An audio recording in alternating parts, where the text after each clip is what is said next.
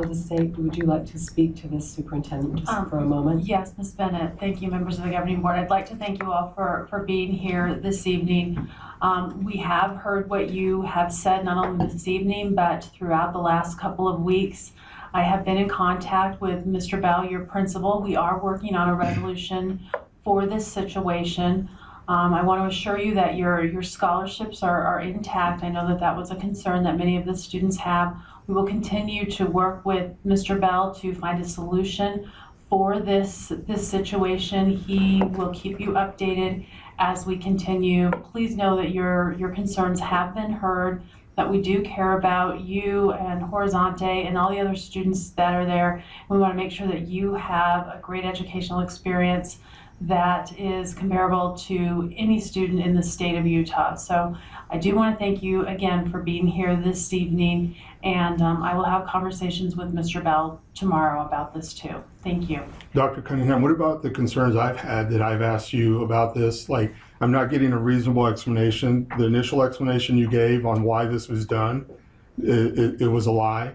And so my concern is the board has already approved Michael, this. We're not. Excuse me, I'm talking. I'm talking. But you haven't been recognized. I'm asking, this is a board meeting, I'm on the board, and I am asking a question to the superintendent. And when you want to speak as a board member, you need to go through. I'm not a dog, I'm talking. So what I'm asking you, superintendent, on August 2nd, the board approved the $48,000 for that contract. And how are you able then to override an official act of the board is my question. Mr. Keller, I'd like to remind you this is not an agenda item. If you would like to be an agenda I've asked for it to be on the agenda. I've asked you on email. So where does this get talked at then, Heather? And you're complicit in covering this up.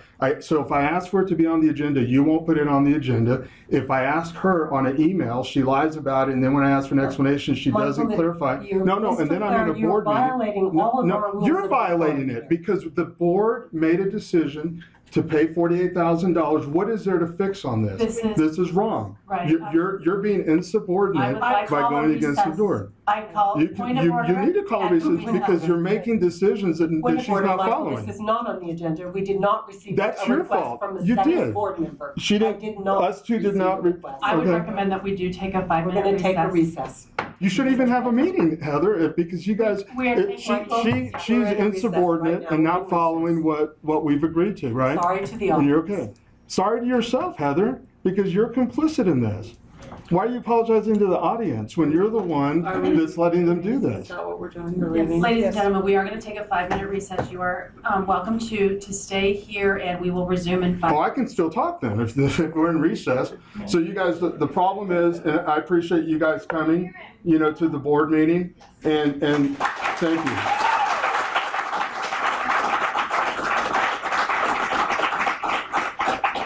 And the questions that you guys brought up are valid because, as they pointed out, the board had approved the $48,000 for this contract on August 2nd.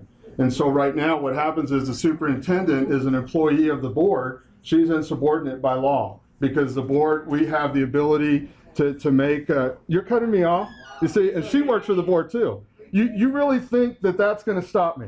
This is crazy. So this is how these people operate. That lady right there is an appointee of the board, and so I'm technically their boss, but that's how they operate. They'll just cut off the microphone. And like that's going to stop me from talking. We're in recess, right? So I can talk. So you guys are going to have a secret meeting back there. This is, this is totally opposite, you guys, of how government doesn't operate. We should be doing our business publicly and openly. And like I said, then on August 2nd, we approved the payment of it. And then the superintendent, who's an employee of the board then, who's insubordinate, went and fired Kimball and doesn't have the authority to do that. So now we're at an impasse, and you saw what happened tonight. And told her that we would like this to be on the agenda, and she refused, and she acted like she had never even heard of it. And part of the problem with that, I understand that, but part of the problem with that is there needs to be time to kind of, for the employees to work through this. It's not that they're not hearing your concerns. It's time to work through the information.